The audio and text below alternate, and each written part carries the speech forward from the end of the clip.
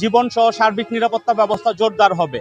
কিন্তু অন্তত দুঃখের সাথে বলতে হচ্ছে যে 5ই আগস্টের পরবর্তী সময়ে বর্তমানে সাংবাদিকতা এবং সাংবাদিকদের জীবন অনেক হুমকির মুখে পড়েছে। দেশে চলমান যে পরিস্থিতি চলছে, এরই মধ্যে গাজীপুরের সাংবাদিক তুহিনকে হত্যা করা হয়েছে। শুধু তাই নয়, আমাদের ঢাকা সহ সারা বাংলাদেশে প্রত্যেক জেলাতেই সাংবাদিকদের নিপীড়ন নির্যাতনের শিকার হতে হচ্ছে। বিভিন্ন সময় তারা সংবাদ সংগ্রহ করতে গিয়ে তাদের জীবন বিপন্ন হচ্ছে। তো এমতাবস্থা চলতে থাকলে যে সাংবাদিকতার যে মুক্ত হস্তে সাংবাদিকতা চলা বা স্বাধীন সাংবাদিকতা চলা, এগুলাতে বাধাগ্রস্ত হচ্ছে। তাই এই অবস্থা থেকে মুক্তি পাওয়ার জন্য বর্তমান অন্তর্বর্তীকালীন সরকারের প্রধান, মাননীয় প্রধান উপদেষ্টা এবং স্বরাষ্ট্র উপদেষ্টা সহ সরকারের সংশ্লিষ্ট সকলের দৃষ্টি কামনা করছি। আমরা সংবাদ সংগ্রহ করব, মাঠে কাজ করব, এটাই স্বাভাবিক। কিন্তু আজকে আমাদের এই মানববন্ধনে দাঁড়াতে হয়েছে একটি হত্যাকাণ্ডের বিচার চাওয়ার জন্য। আপনারা জানেন যে তুহিন, গাজীপুরে যে তুহিনকে যে নৃশংসভাবে হত্যা করা হয়েছে, আমরা বাংলাদেশে কি দেখি যে একটা হত্যাকাণ্ড ঘটার পরেই আইনশৃঙ্খলা বাহিনী কয়েকজনকে গ্রেপ্তার করে, এরপর একটা বিচার প্রক্রিয়া শুরু হয়। দীর্ঘ 10-15 বছর 20 বছর সময় লাগে। হত্যাকারীরা আইনের ফাঁকফোকর দিয়ে জামিনে বেরিয়ে গিয়ে তারা আবার সেই একই অপরাধ করে।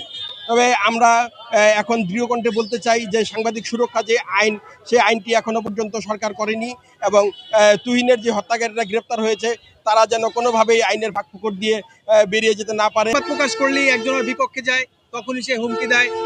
কারো পক্ষে গেলে ভালো, বিপক্ষে গেলে সে খারাপ। আসলে সাংবাদিকদের কাজ কি?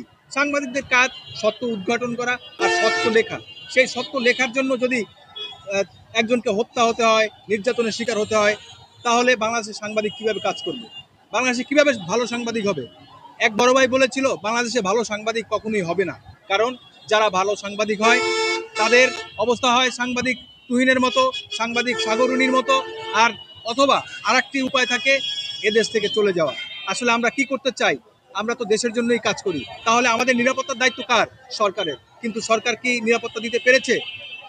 শুধু সরকার না, রাজনৈতিক যারা ব্যক্তিত্ব থাকে তাদেরও একটা দায়িত্ব থাকে যে সাংবাদিকদের নিরাপত্তা দেয়া।